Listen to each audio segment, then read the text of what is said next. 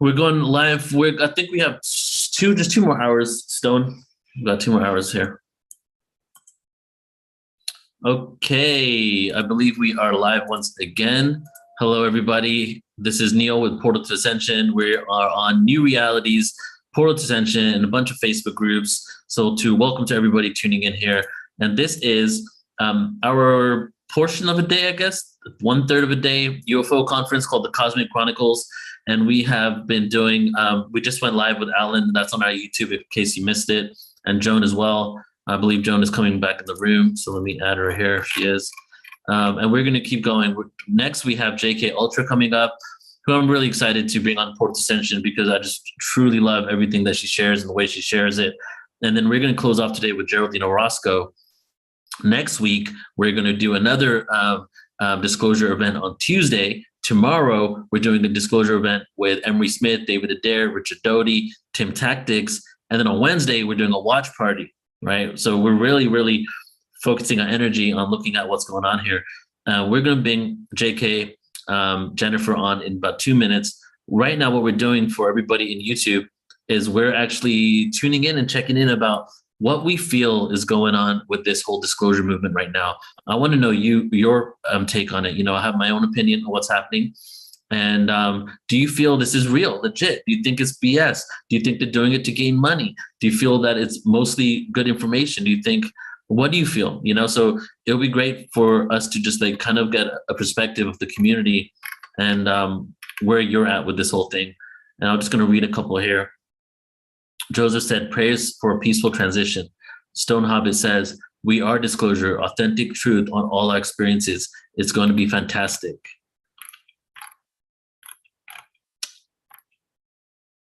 It's true. We're the ones who've had personal contact, many of us. Exactly. And if that's the conversation we've been doing for like over a decade, is moving it from the nuts and bolts to the experiencer. Because when we realize this is happening and it's happening out there, what's the next step? Well, people are having these experiences, right? And what do these experiences represent? What kind of information they're getting? So I feel like if this is the foundation we've created now, the next level of foundation is going to be people speaking about it. And those who haven't spoke about it before may be feeling safer coming out to tell everybody what's been going on with them. Yeah. Right. All right. And Natasha Harris says she thinks it's both, that there's some BS here, there's some disinformation, and there's a lot of legit information coming out. Okay. So let's go ahead and bring Jennifer on. Joan, did you meet Jennifer, JK Ultra, at our conference? I must have. Come on, Jennifer. I have to see your face. So everybody, I'm excited to introduce you to Jennifer, to JK Ultra, that has been not only just so inspiring and so passionate about this topic, but also has a finger on the pulse, not only on UFOs, but when it comes to all things interdimensional and the consciousness shift that's occurring on this planet. And I've been following everything Jennifer's been posting in regards to this, and felt you would be the perfect candidate, the perfect person to come on and just explain how you're feeling. How's it going, Jennifer? Hi, guys. Neil, thank you so much. Hi, Joan. I don't think we got to meet before, so no, great meeting you now. I'm excited to hear what you have to tell us.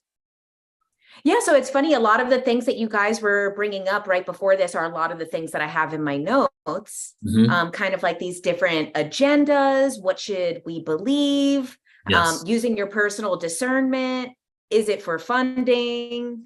And so, yeah, basically, you know, obviously it's a very exciting time, especially for us UFO alien people. But what's really interesting, the biggest thing that I've noticed is, you know, I've been doing this on social media now for over a year. And surprisingly, you know, within the community, it's very exciting. Everyone is really excited about this information. But the public feedback has been, at least my experience, has been surprisingly negative.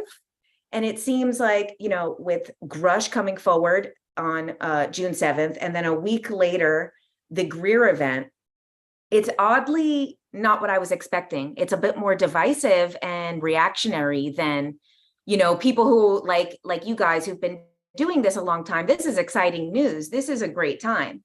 But actually, I feel like people have been so kind of lied to, dragged through the loop that, you know, when Grush came forward, they're like, oh, Project Bluebeam. And then Greer comes forward and he's such a controversial figure. And I'm like, I don't know what's going to make you guys happy. You seem like both narratives.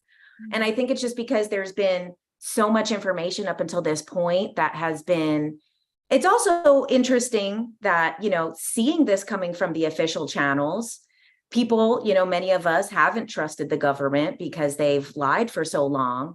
So now when they're telling us, it's pretty funny that all of the people who've been saying aliens are real, now there's a ton of comments that are like, they're lying.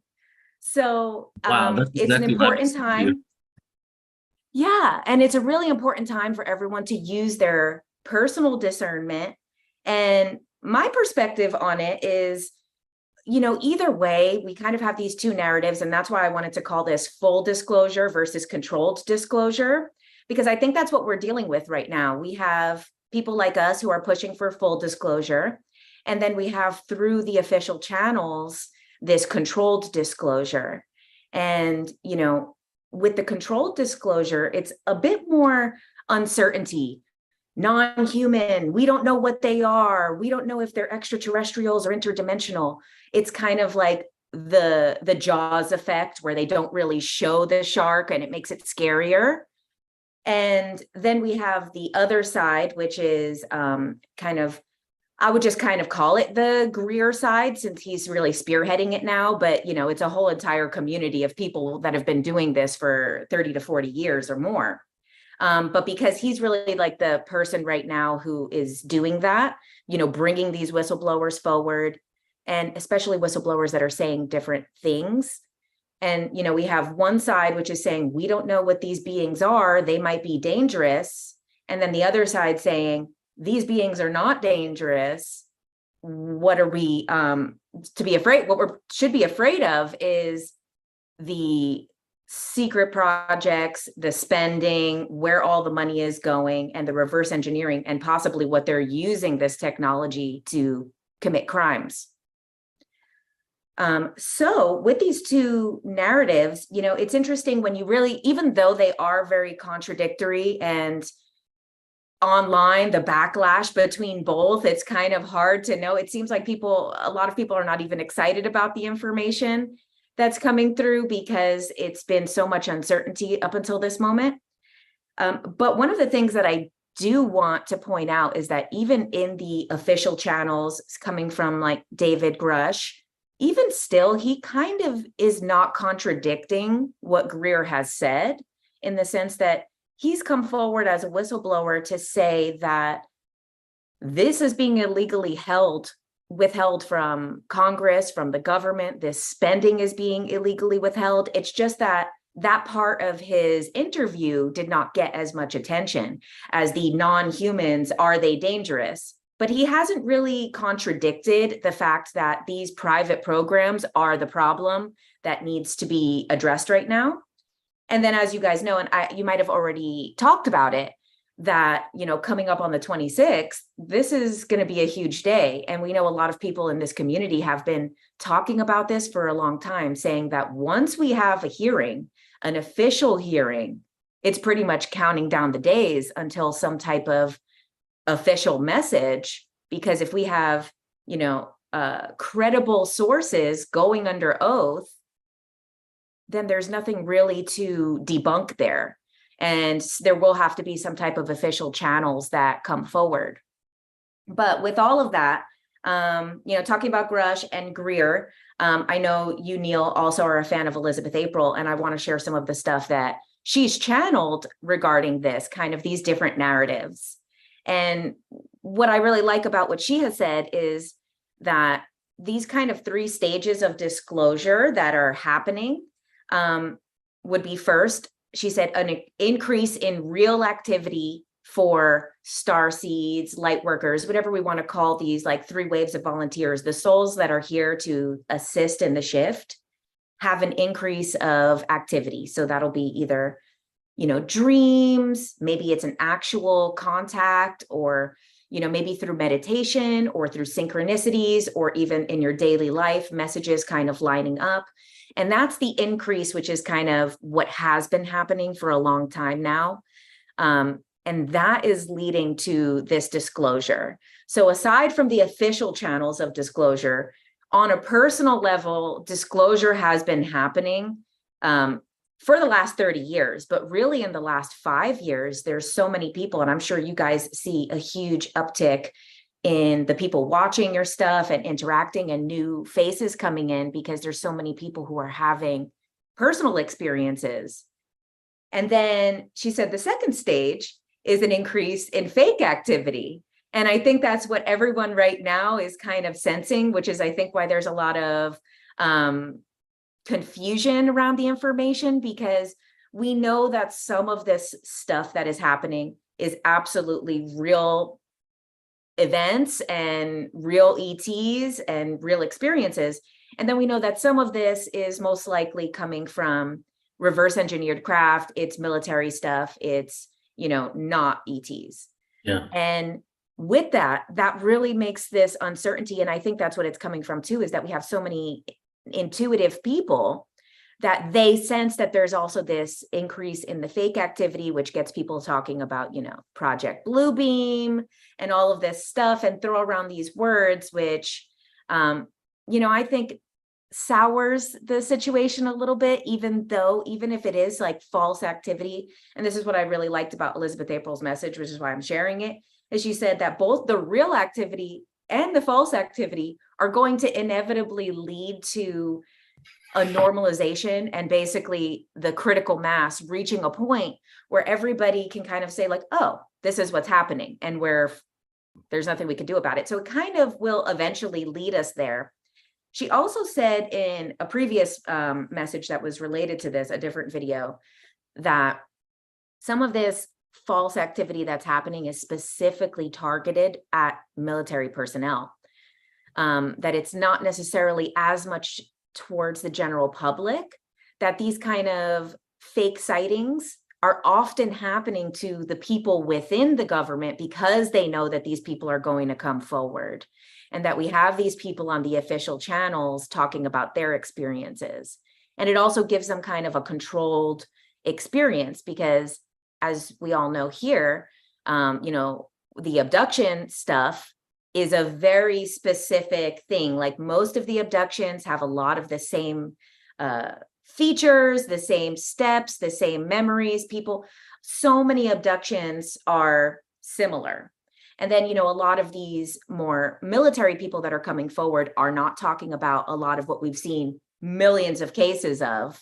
Mm-hmm. And I feel like that is somewhat playing into it too, is they want to take control of that, because if they were to actually look at the evidence that, people like Yvonne Smith or, Dolores Cannon did, or many people have done, Barbara Lamb, that have done to just show probably millions of people having the same exact experience, that is more than enough evidence to talk about this being a real phenomenon.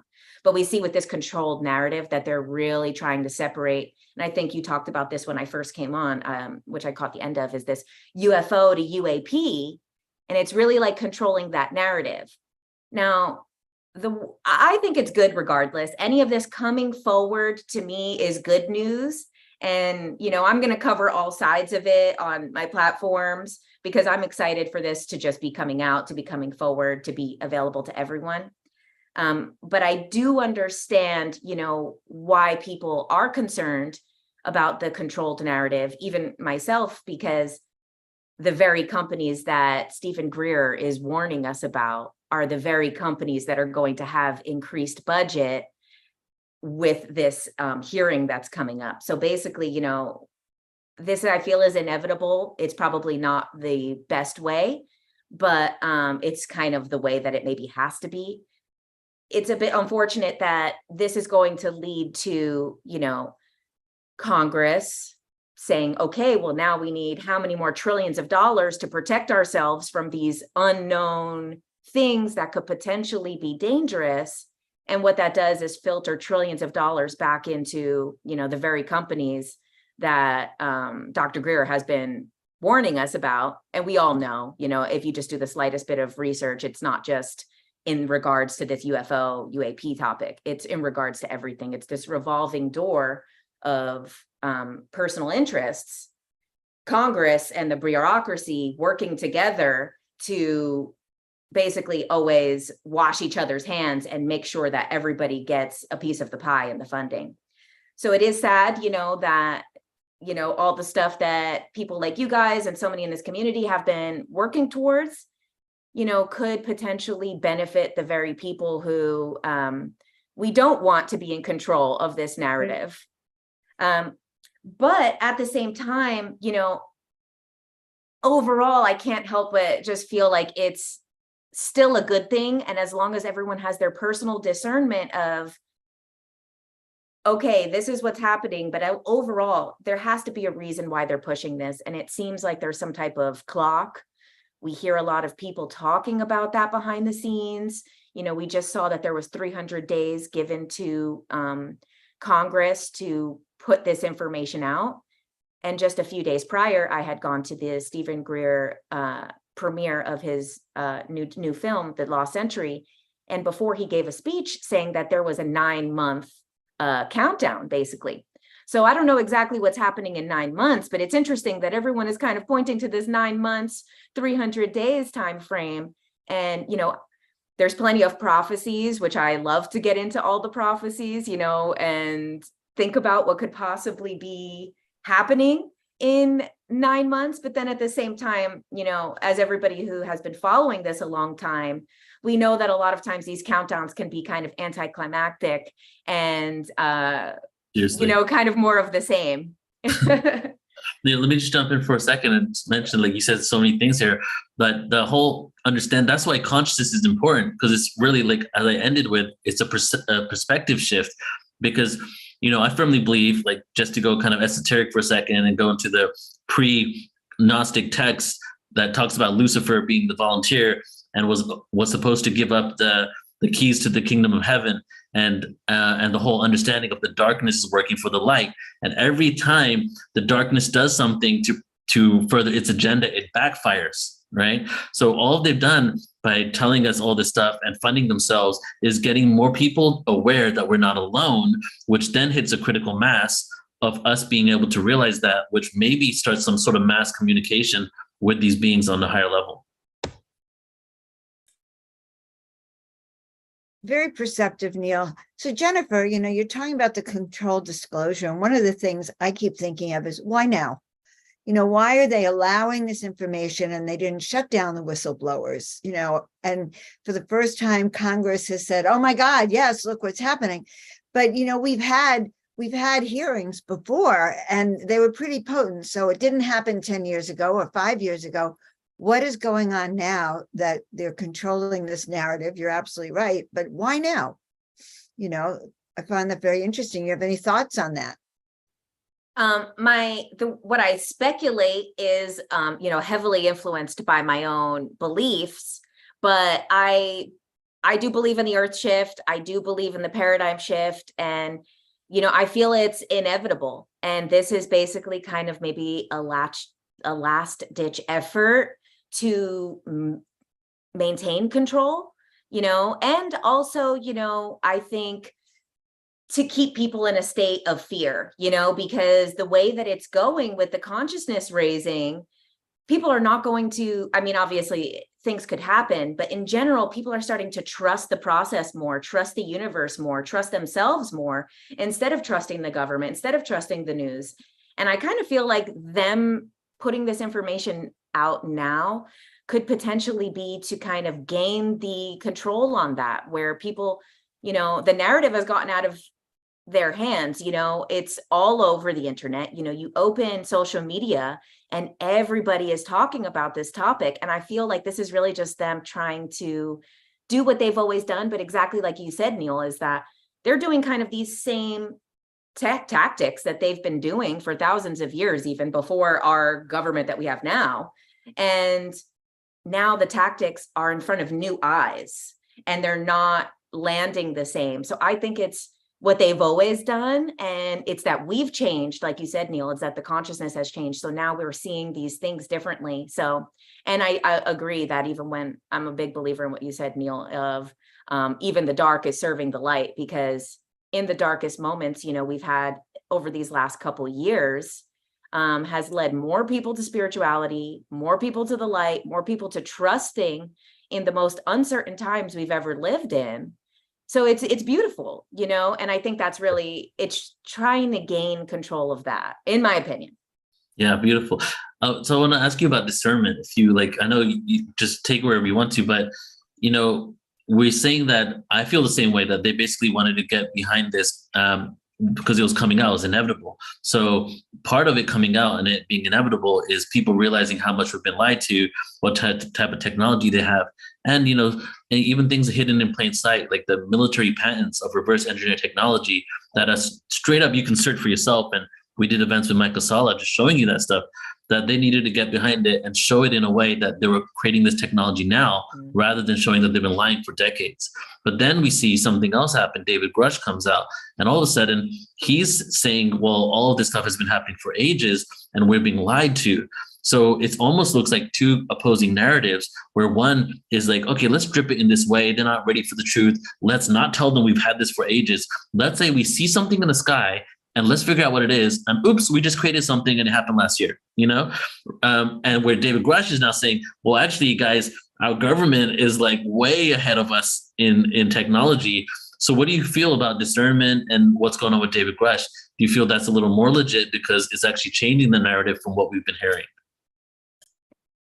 Yeah, as far as the discernment, I feel that may be even part of what's going on, because we know that confusion is a great tool to keep people kind of in a state of hopelessness or apathy. Because when people get to the point of, I don't even know what to believe anymore, that's actually, and you know, when we get to like that emotional guidance scale, actually being like hopeless or having apathy or just overall confusion is actually one of the lowest frequencies that you can feel. So I feel like even that, to a degree, a lot of the different narratives could even work in their benefit of, you know, keeping people in a state of hopelessness. But at the same time, you know, the people who came to this earth to do this mission and to be here, even in uncertainty and confusion, even if they are wondering, should I believe this or should I believe this? In their heart, they're always being guided towards the information.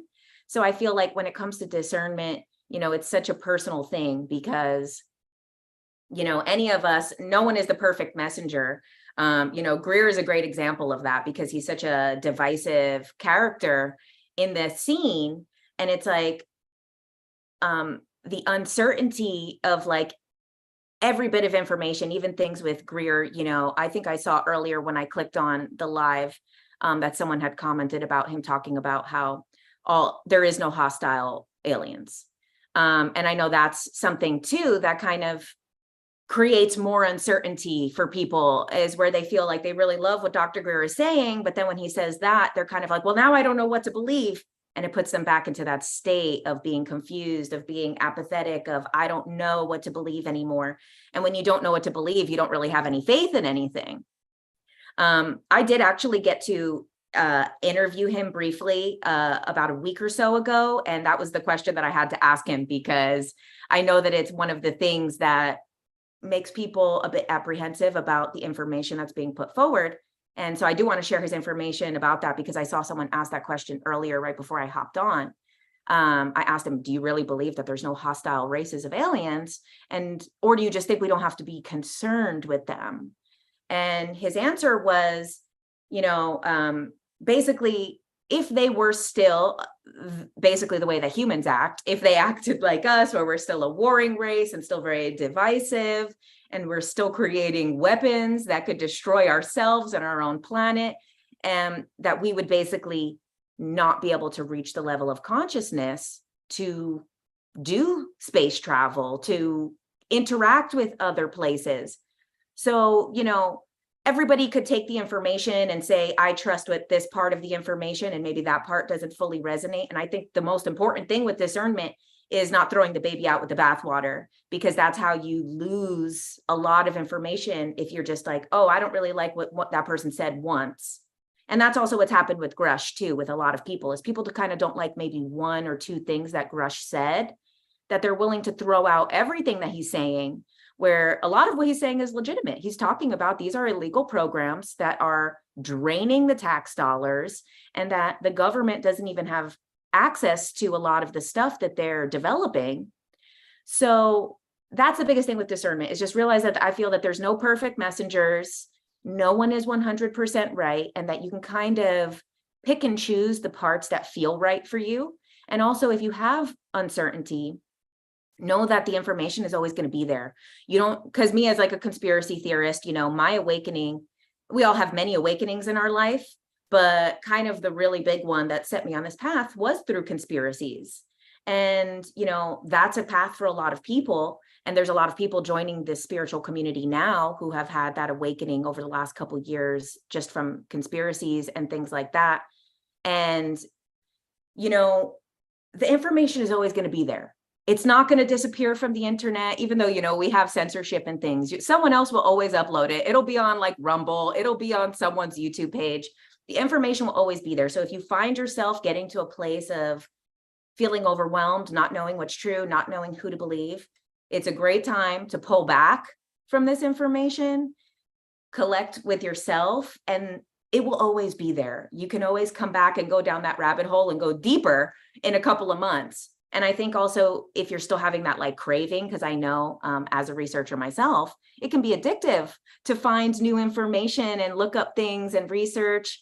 And so if you do feel that you are unsure with the discernment, and we can't tell you what's right to believe in this disclosure scenario, you have to still decide that for yourselves. If you're still seeking information, I think it's always a good time to kind of go to more of the mainstream personal development. I feel like that's always a safe place to go if you're feeling uncertain, because those provide a lot of really simple techniques to kind of get more connected back with yourself, and then come back to this information with new eyes. So that would be kind of my advice for discernment, because I can't really tell people what is right. Right.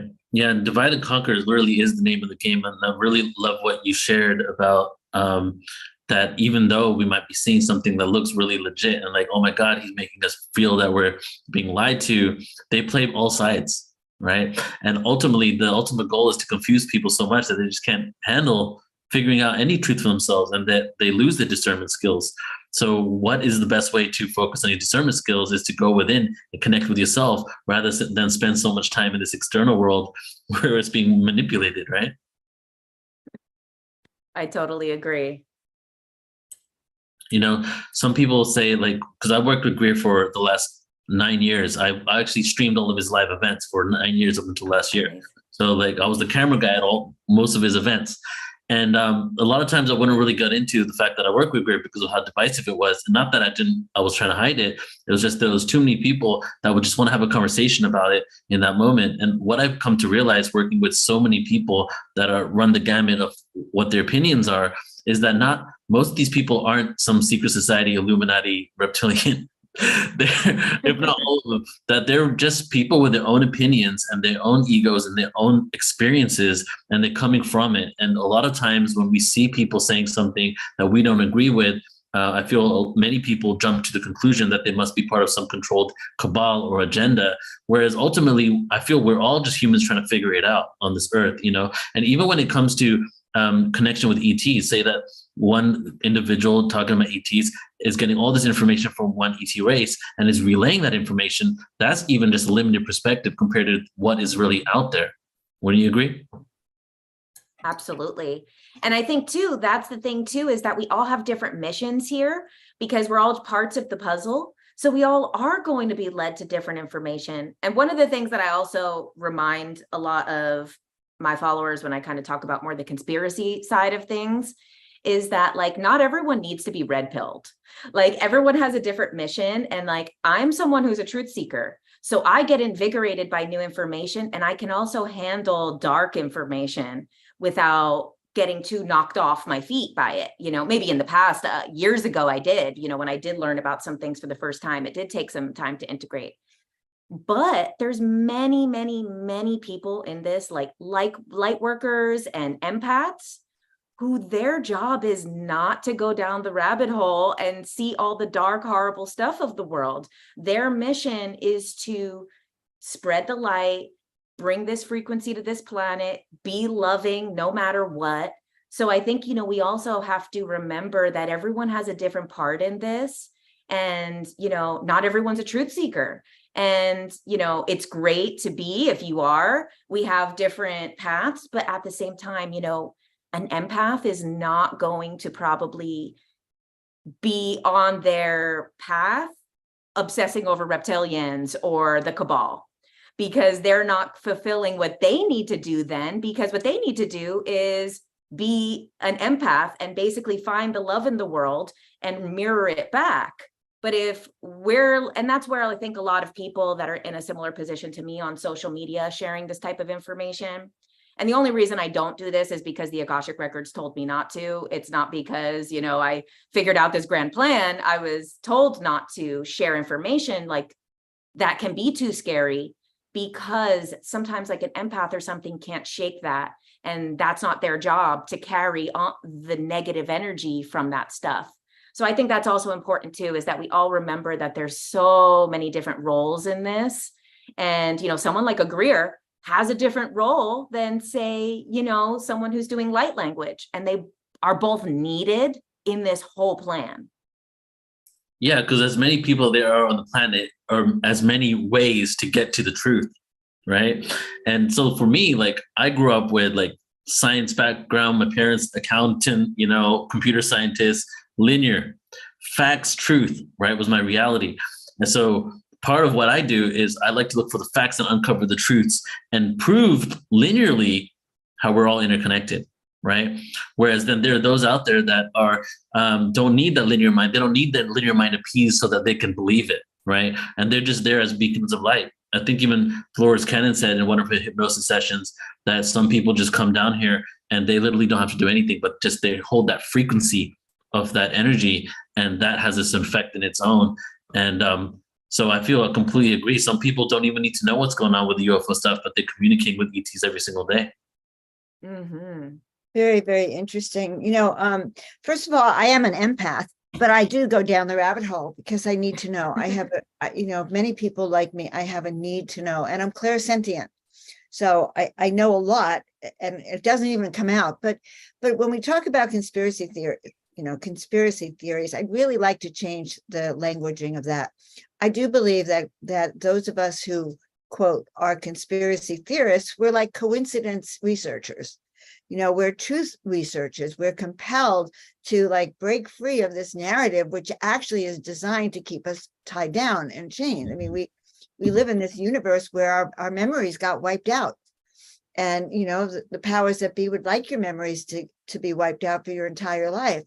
Some of us have a code inside of us, a DNA chip, an activation chip that was designed to wake up at different points in time.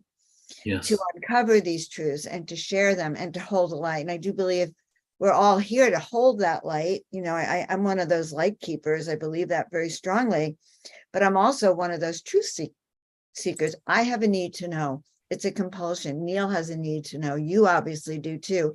And so I actually want to get rid of that word and remove it from my own, because that word is used to oppress people like us, And in truth, you are a reality seeker, a truth seeker. You're one who sees these coincidences that are too obvious to ignore anymore.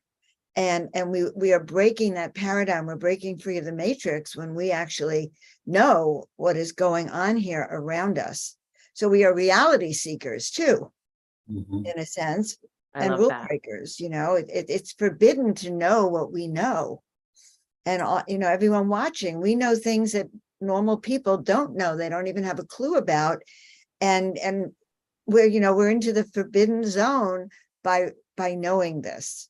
So we are really brave. We're brave souls that follow that guidance from above that leads us to the truth and to share it how best we can. I used to tell people, well, I don't study the dark arts. I'm not interested in the dark arts. I don't even want to know about the dark arts. Well, now the dark arts are in my face. Like there's a dark cabal society that you can't be the light without knowing that you're helping people come out of the dark. And this was huge for me to actually even admit, that I needed to learn how to handle that and break free of that. I was just all love and light, new ager, love and light. but there is a need to see what is really going on, and some of it is dark. And this control that we're talking about is the dark, keeping us from knowing our humanity, knowing the truth about our world. Now you have to get to, okay, why have they withheld truth from us all these years? Why are they poisoning us? I used to walk around and go, oh God, obviously there's other beings that we're feeding, because we can't drink this water, we can't breathe this air, we can't even eat this food. So they're changing planet, not for humanity, but for some other culture. So, I think other people have these thoughts, but don't know what to do with them. Yeah.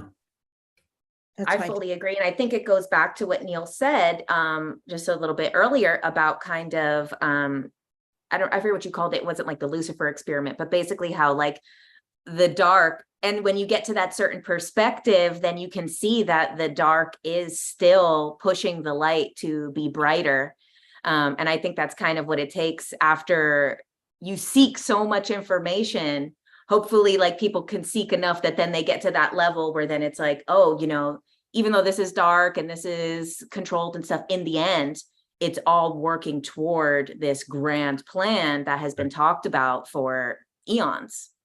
Right. Exactly. So would you think that, what's your thoughts on it's okay to not be awake? Do you feel we need to wake up? Do you feel that it's okay for people to not wake up? And if the darkness is as valid as the light, and we chose our experiences, I know you're into Dolores Cannon and she speaks about that a lot. If we chose our experiences, some of us were very enlightened beings that maybe chose to stay unconscious. What are your thoughts on that? Definitely. So that's one of the things that Dolores talks about in her books all the time, that, we have to respect everyone's decision, because everyone's soul before incarnating decided that during the shift, where they were going to fall on it. They've already decided on a soul level, which is why some people are waking up very quickly. We have people who just heard about this stuff in 2020 for the first time, and all of a sudden now they're full-blown channelers.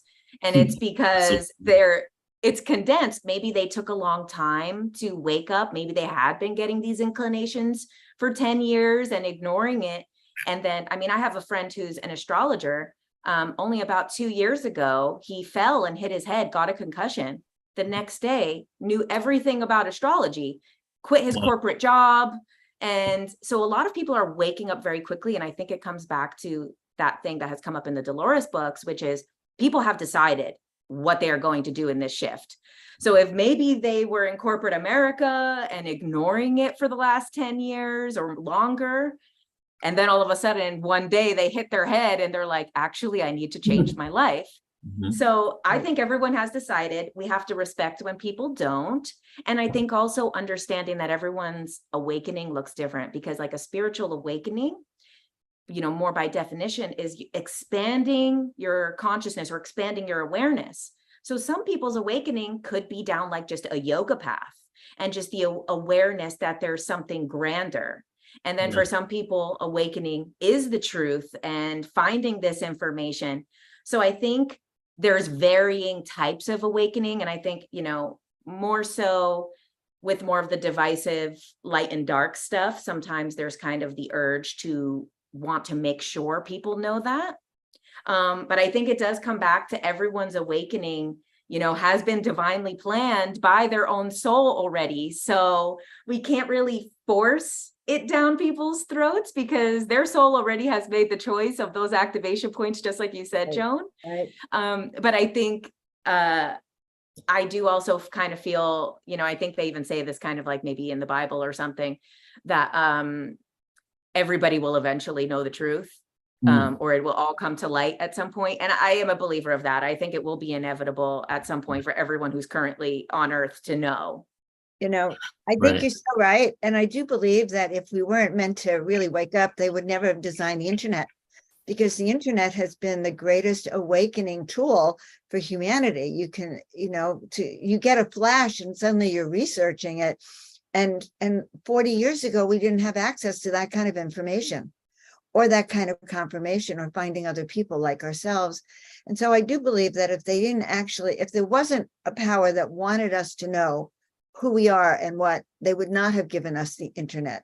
And I say given because I think they give us things at certain periods of time, and then they're trying to control the narrative. But I do believe that this timeline we're on will, like, you talk about the looking glass projects and the timeline, but the dark side changes their timeline whenever humanity has another awakening or it doesn't work out. And it's this game we're playing until we get to 2030, I think. I agree. And I agree with the 2030 also. That number comes up so many times. Right. And I think I'd seen this at Portal to Ascension or maybe it was at Conscious Life Expo, but it was Vivian Chauvet had said that the year 2024 and 2025 are so crucial to know on this timeline where it's basically up in the air, because it's in our hands right now how 2030 is going to look, and it's more uncertain what's going to happen than it has been from all these other prophecies that they've been looking forward. Yeah, and just like you shared earlier, I resonate so much with your journey and story because I feel like we've had similar things occur, but I'm no longer into dates because of how many times I've been jaded and how many times I expected dates, like 2008 mass UFO sighting in LA is going to be right there. All these kind of prophecies have happened. And so I went from believing in dates, waiting for dates, even waiting for something to happen in 2012, to completely shifting to awareness of more of the present moment. But obviously we live in this linear time. Something's going to happen in the future. Things are unfolding exponentially. And I really do feel that these next few years, something's going to occur, especially because also the World Economic Forum and other elitists have a 2030 agenda that they have completely told everybody about, like digitizing currency, getting rid of farms, and all these elements are occurring. This isn't even fringe conspiracies. Like they got it in your face on YouTube, right? So they have an agenda to implement certain control mechanisms that will literally take away power from most of humanity.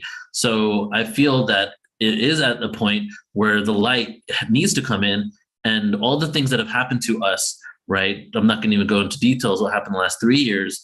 If there are ETs out there that have a best interest in mind, this would probably be a time for them to be like, yo, we need to do something to help these people wake up. And it's not like we're giving our power away to them, right? Because that's a whole other narrative people give. Oh, well, somebody said to me in one of my posts the other day, well, when we talk about being seeded from ETs, we give up our humanity. But the fact is, we are these beings incarnated in other dimensions. They are us. We are family. We're not just humans on one planet. We're all interconnected. And I feel if that is true, right, which I firmly believe, then these beings are going to allow for us to go down a path, a timeline where we go back, and become in a cycle, in an age that is a lower frequency than the one that we're supposed to inevitably get into. I fully agree with that. And I also think too, that these last couple of years, as dark as they had gotten, needed to happen, because even something, making a mandate made so many people step into a place that they had to make a decision in their life. There's a lot of times many people never had to make such an important decision before, or take a stand on something, not just on social media, not just posting it, but like really with your body, taking a stand. And I think that as crazy as it was, I can't even believe we lived through the last 3 years. Right. It also is so what was needed for millions of more people to step into their power. Some people were disempowered, but millions of people stepped into their power. Right. Exactly. They learned how to say no.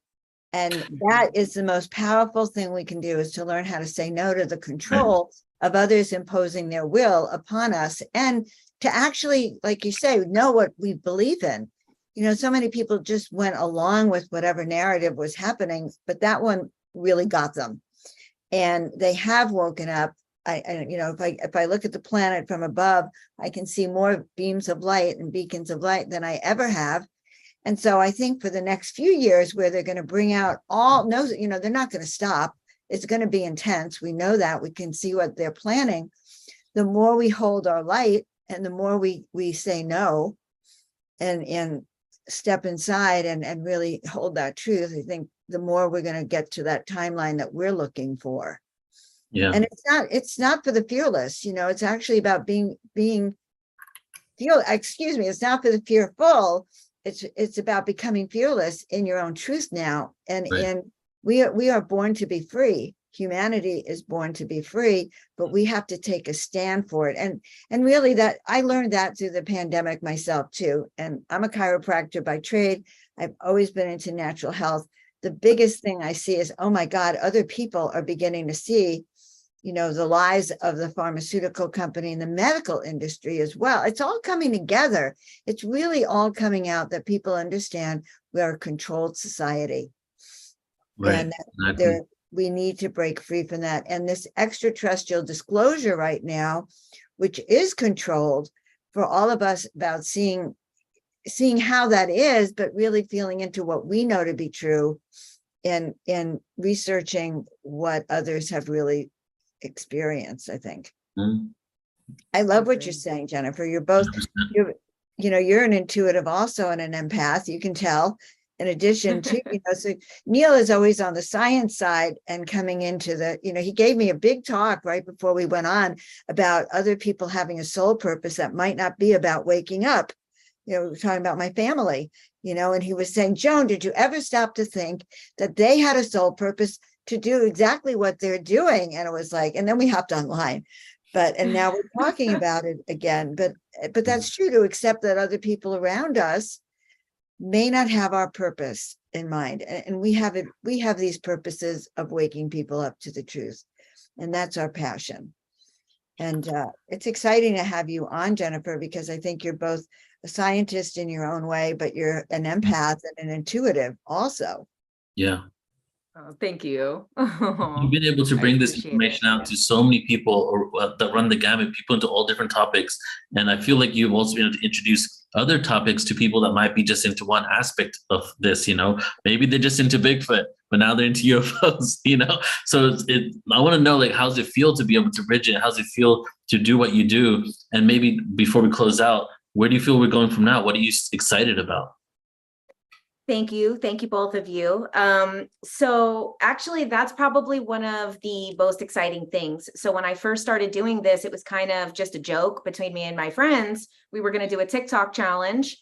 And so we're like, okay, it'll be funny if we all posted TikToks for 30 days and see what happens. One of the first videos that I posted went viral, and then that just basically ended up changing the course of my life. But what I initially posted was a Ghislaine Maxwell conspiracy. And then I did like John Bonet and stuff like that. That was just like kind of more on the mainstream side. And then I did a breakdown of all the apocalypse prophecies, specifically Dolores Cannon and the Nostradamus work, but comparing it to Edgar Cayce and the Book of Revelation and the Lady of Fatima and all of these things. And that got a lot of people looking, because I didn't realize the apocalypse, it goes across all demographics, every religion, every country, every group of people, the doomsday people, every group loves the apocalypse. And I had no idea. So that's how I actually got, a large part of my following initially. And then that was getting really crazy and negative. Because it is a scary negative topic. And so I checked in with the Akashic Records, and they said, now that everybody is looking, now that you've got, all of the Jesus is coming, the, doomsday people, you have everybody looking, tell them about 5D and the Earth Shift. So then I did my Earth Shift series, and then that really, is connected to my purpose. That was what I had found out when I did my first, my QHHT session, was that, and this was before I ever thought of doing something like TikTok. They basically told me that I am going to, the people who are here for the new earth, for the shift, I am here to help them remember that they're here for that. And I remember being under hypnosis, feeling like anxious of like, how am I going to do that? I literally work in a restaurant. How am I going to tell the world that this is happening? And then from a little bit like to almost a year to the day was then when the whole TikTok randomly happened. I didn't see it going in that direction. And then that was what the records told me. They're like, everybody's looking, so tell them. So that's been the most exciting part for me, is really getting the people who, I also covered the Harvey Weinstein trial. So there's a lot of people who watched me because of the Harvey Weinstein stuff, and now are like, oh my gosh, I had no idea that this was going on. So that means a lot. And then as what I think is next, I feel like we're all right now more, even though we're still thinking about like the future, I think it's really like more than ever, people are in the present. because we don't know what's next. So I think this has also been, what's next is us getting more into the present. Ooh, I love that. Oh, Yes. Neil, you said that today. Actually, That's- Neil was commenting about that today when we were talking, that he's That's getting what- more into the present moment. Right, because that's what it's all about. Like when people still want to know the bottom line of what portal to ascension is, like beyond all the other stuff and all the dramas and all the information, it's about being present. And this information are pieces of the puzzle that we've lost and forgotten that allows us to bring wholeness to ourselves. You know, people used to say to me, you know, they were anti-ascension, the term ascension. I've been doing this since 2008. Now I would have lots of emails back in the day, not so much anymore, of people like hating the fact that I'm using that word or judging me for it. And it's because they thought it was escapism, ascension, escapism. But I say that what ascension is paradoxical. The only way we can have an ascended world is by finding the beauty in the moment. You know what I'm saying? So it's the same thing with that. Like it always comes back to the inner work. If we are like these money hungry, greedy, disharmonic individuals, when we have open contact with ETs, we're going to be having all these types of agendas and secrets in the back of our mind and things that we are plotting. But if we can be more present and non-reactory when we have open contact, I feel we're going to go to their planets and take a like little tour of like, you know, of their gardens and things like that. Like what the possibilities of what can happen for our future are so infinite that I'm excited for it. Well It all said, comes back to the present moment. Yeah. well said. So Jen, I want to say thank you so much. But I also want to mention first one of the best videos I saw you do, which was the video of the shadow world. You know, the how we are the shadow work of our fourth dimensional selves, right? Yes. That was one of the most profound things I've ever heard. And that you pieced together in the way you said it. And it's almost like, you know, we have our own shadow here, but the higher dimensional you get, it's almost like you reflect something in a lower dimensional incarnation to work out the energy for your higher dimensional self to bring more peace to it. So I would love for you, before we close out, maybe just to share a little bit about that. Oh, thank you so much. So that's from my Dimension series. If anyone wants to watch that, I have it in full, all the parts. It's 6 parts in total on my YouTube. It's called, you'll see, it's like Dimensions Explained. And basically, you know, it kind of goes back to the Carl Sagan model that I'm sure a lot of people have seen from his Cosmos special, where he has an apple and he basically says, like, you know, a 3-dimensional apple in a 2-dimensional plane is not a flat version of an apple. It's not like a drawing of an apple. It's actually the points of contact. So like, say, for example, I don't have an apple here, but this is my a remote. So like the point that touches, it's not going to be a flat version of the remote. It's going to be just the points of contact. So to someone in the 2nd dimension, a 3rd-dimensional object could just be 2 dots where the 2 corners are meeting. So then I took that concept and was like, okay, well, what about when we look up in the sky and we see the stars? We're seeing the stars as these individual planets. But actually, what if it's similar to that same model where it's just one apple and we see 5 points at the bottom of the apple because it has those little ridges on the bottom? What if when we look up, the stars are those points are one bigger being and these are just small points of contact?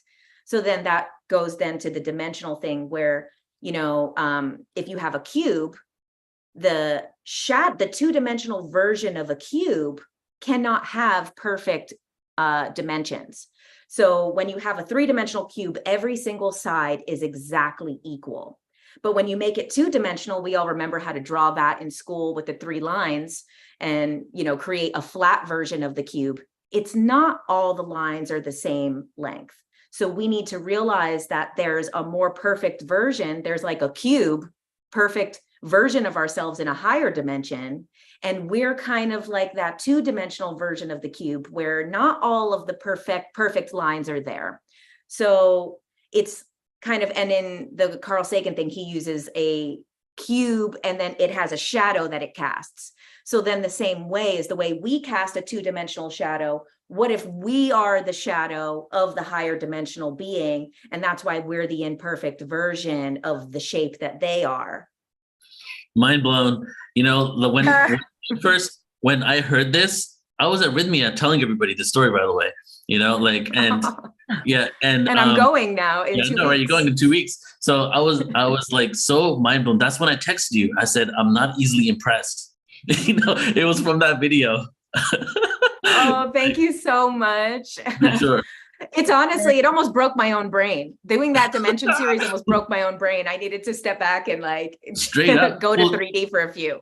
The way you convey your information and the rapid speed that you do it and the way you piece everything together is extremely brilliant. I got to tell you, like now that we got face-to-face time, like you are incredible. And I'm just so happy to know you and everything that you're doing. Appreciate you so much. So thank you for being audience here. loves Thank you so much. Yeah. A lot of thank you gratitude, so Jennifer. And much. I'm so glad I just hopped on your Instagram. I'm going to check it out. Your information is so beautiful. And I liked how you said, you know, I was just a waitress or I just worked in a restaurant. How am I going to do this? I had the same thing, Joan of Angels. When I had my awakening, I was told I was going to heal and inspire millions of people. It was like, well, how am I going to do this? And I found myself on a ship. And I was tuning up everyone's antenna, which I had done for years. And they said, well, you've made a vow not to leave the planet till everyone's antennas have been tuned up. And I went, well, that's billions of people. How am I going to do it? And the next thing I knew, there were people around me who, like Neil and other people who had the technology to do this, just like you. So we're all doing this together. We're not. And it's such a reminder to everybody watching, because I know a lot of people feel like some type of feeling like maybe they're not contributing enough to this ascension process. And just remember, like we said before, everybody has their own purpose. So some people just to be themselves, just to be that light in your own family or for your own children or even your own spouse is important. But then also too, you might not even realize how big your mission actually is going to be, because you never know how it's going to activate and unfold. And when it does fall into place, everything aligns so quickly. Yeah. You're a great example for everyone, Jennifer, that waking up can transform your whole life. And it usually transforms it for the better and in a more uplifting way. So don't be afraid, guys. When that call comes, say yes. And it's in your yes that it happens. Right. And more opportunities for that call are presenting themselves as we coming into maybe soon a post-disclosure world where all the systems, institutions, and the jobs that we hold dear to our hearts may completely transform and change, you know? That would be lovely for many people. Honestly, the sort of slavery that people feel. Straight up. All right. Well, I think Thank you, Jennifer. Thank you so much. Thank you guys so much. I love you guys. guys. I'm so glad we connected, Joan, and I'll see you guys at Stairway to the Stars. I'm actually going to be speaking. I just talked to Adrian, so I'll see you guys there. And me too. And I'll see you there. I'm going to show my art there. So it's very exciting to me. So thank you so much, Thank guys. you, Jennifer. Talk soon. Bye. Okay, everybody. So that was amazing. And now we're going to be going into Geraldine in just a second here. So just to let everybody know on YouTube who is tuning in, what we're doing today, just in case, because there's a lot more people on this video than the last one. So I'm letting you know what we're doing. This is a conference called the Cosmic Chronicles. It's like a short conference. We have 3 presenters. We're going to continue the story. We're going to continue the conversation on Tuesday next week with Sarian Michael White, where we're going to be talking about more of the revelation that's going on. And Sarian Michael White is in communication with multiple extraterrestrial races. So he was going to be speaking about, you know, what kind of downloads and insight that he's getting from them. And then tomorrow, I'm going to show you guys right now, we're doing a webinar with Emery Smith, Richard Doty, David Adair, and Tim Tactics on Portal to Ascension. You can sign up for portaltoascension.org. So what we're going to close this stream out in just a moment. So everybody on YouTube, we're going to close the stream out, and we're going to be starting another stream with Geraldine Orozco. And let me go ahead and show you. So here you guys are. You're watching this video. This is how you get to the next one. You click Portal to Ascension, go to live, and you can see it right here. We have Geraldine Orozco. We got 3 people waiting already. And the topic for our next one is UFO disclosure, importance of a jump collective in consciousness, AI, and our DNA. So we're going to be going and stopping the stream in just a moment after I show you this event. So we've been talking about all the revelations going on in the disclosure world right now, and how this is probably the most groundbreaking, mind-expanding, exploding information ever to come out in regards to disclosure. And however, there are some whistleblowers out there that have been doing this for a while and also say that not everything is being fully disclosed. So as soon as this happened about a month ago, Emery Smith called me up and had talked to Richard Doty and David Adair. And just to let you know, like Richard Doty, he was one of the people in intelligence that was responsible for creating narratives and actually handing it over to the news agencies that were the fake narratives on UFOs. And then he came out basically as a whistleblower exposing what was happening and talked about what his role was in there. So tomorrow we're going to be going way deeper with some of the people, not a whistleblower off a whistleblower, like not twice removed whistleblowers, but actual whistleblowers from these programs, and speaking about what happened, who these ET races are, and what is not being disclosed in the mainstream. So that's going to be tomorrow at 2 p.m. Pacific. You can go to Portal to Ascension upcoming events, online events right there. And then we're going to go ahead and see you guys tomorrow. And as always, you get unlimited replay access for all of our events. And just checking the comments here. Okay, so to everybody on YouTube, thank you so much for tuning into this stream right now. We're going to be going live with Geraldine Orozco in about 2 to 3 minutes. UFO disclosure, importance of a jump in collective consciousness, AI and DNA. So we'll see you guys over there in just a few moments. Thank you so much for tuning in. Love you all. Bye-bye.